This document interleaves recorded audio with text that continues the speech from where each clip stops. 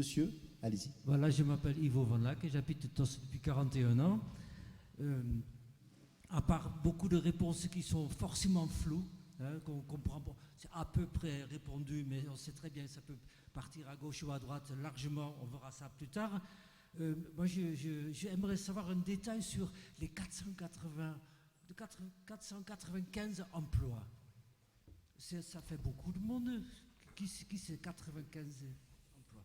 Sur les 495 emplois en phase d'exploitation, c'est-à-dire à partir du moment où le programme dont on parle serait réalisé, s'il est réalisé, si jamais il se réalise, l'emploi se décompose de la façon suivante. Ça, c'est les natures d'emploi. Mais pour répondre à votre question sur le chiffre, le tourisme, l'activité touristique, hôtels, résidences, villas, etc., vont générer à peu près 200 emplois.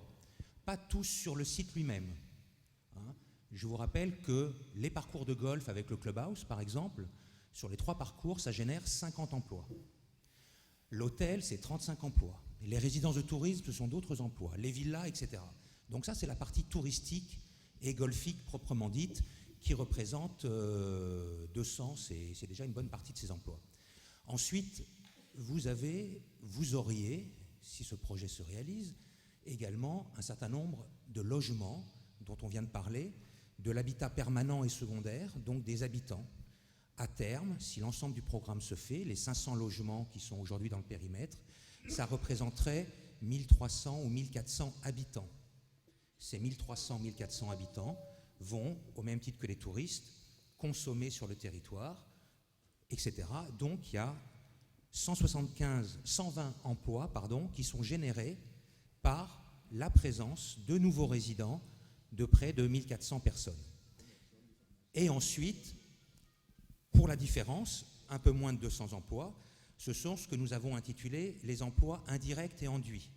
C'est-à-dire que les entreprises qui vont travailler sur le site, les restaurateurs, les hôteliers, etc., vont, en plus des emplois générés dans leur propre activité, avoir des fournisseurs, des consommations, etc., qui vont générer un emploi complémentaire à peu près par emploi fixe. Donc ce que vous devez avoir à l'esprit, c'est que les 200 emplois touristiques sur le site lui-même vont générer presque autant d'emplois en dehors du périmètre du projet, notamment sur la communauté de communes de Max.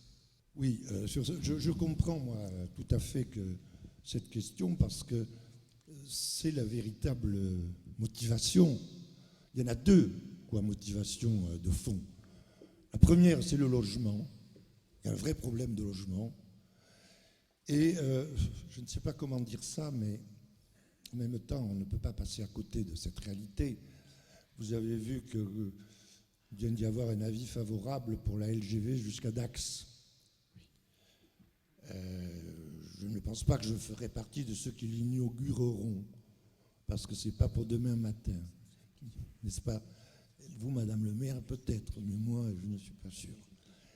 Mais ça veut dire quoi? Ça veut dire que Dax sera par train à 2h30 de Paris. Quand on sait les bouleversements que ça a entraîné du côté d'Aix, là-bas, de l'autre côté, je peux vous dire que le problème du logement ne va pas se simplifier dans les Landes, hein. Surtout pour les jeunes et pour ceux qui veulent accéder à la propriété. Donc, créer 150 logements sociaux et 100 logements intermédiaires, c'est un objectif. Le deuxième, c'est de créer des emplois. Et chaque fois qu'on parle de créer d'emplois, on se heurte, c'est un peu normal, à un certain scepticisme. Je me souviens encore des critiques que j'ai essuyées lorsqu'on a créé Atlantis Sud, où j'ai même lu quelque part, une fois, que c'était la danseuse du Conseil général, puisque ça s'appelait à l'époque le Conseil général. Eh bien, la danseuse du Conseil général, 5 ans après, il y a 700 emplois environ sur le site. Et d'après les dernières informations que nous avons lorsque nous avons réuni le comité syndical, n'est-ce pas, monsieur le président de Max, nous avons vu qu'il y avait toute une série de ventes en cours et que ça accélérait sur la partie logistique et même sur la partie commerciale. Donc, voilà, là c'est pareil. ne peut pas vous promettre, vous garantir que ce sera comme ça, mais on doit faire comme si ça sera comme ça.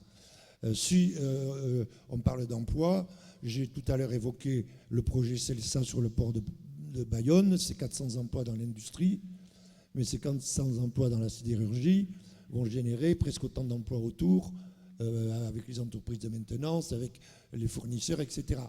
Donc ça fonctionne comme ça, et moi je pense que ces emplois seront là.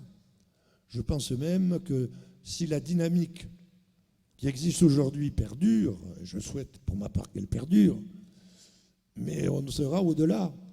Et le problème que vont avoir les élus, quels qu'ils soient, et je dirais quelle que soit leur appartenance, dans les années qui viennent dans les Landes, ça ne va pas être de gérer la pénurie. Ça va être au contraire de faire en sorte qu'on ne fasse pas n'importe quoi et que les choses soient organisées. Voilà ce que je peux vous dire.